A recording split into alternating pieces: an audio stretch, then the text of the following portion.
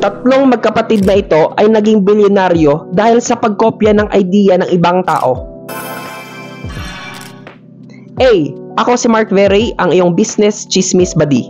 Napagalitan ka na ba dahil sa pangongopya tuwing exam? Tila masama ang mangopya, di ba? Pero, ibahin mo ang tatlong magkapatid na Somewhere.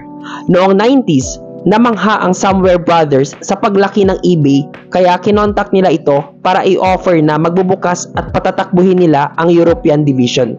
Kaso wala silang natanggap na response. Sa pagkadismaya nila ay nag-decide sila na i-launch ang Alendo na katulad ng eBay, kung saan nakuha ang atensyon ng eBay para bilhin ang kumpanya sa halagang mahigit $43 million o 2.4 billion pesos. Ilang taon ang nakalipas, ginawa nila ang eksaktong diskarte sa Facebook kung saan kinopya at nilaunch nila ang Study Z.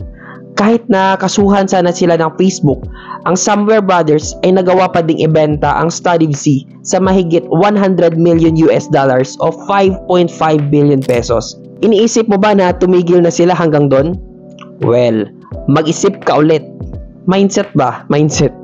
Ang sumunod na kumpanya na target nila ay ang Groupon. Kinopya nila na maigi para i-launch ang City Deals.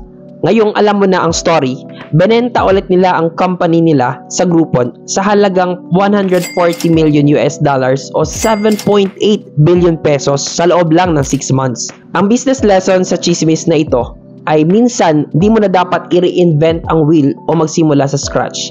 Kailangan mo lang kumuha ng inspirasyon o kopyahin ang mga gumagana na. Ikaw ba di? Sa anong mga bagay ka madalas nangongopya? Share mo naman sa comment section.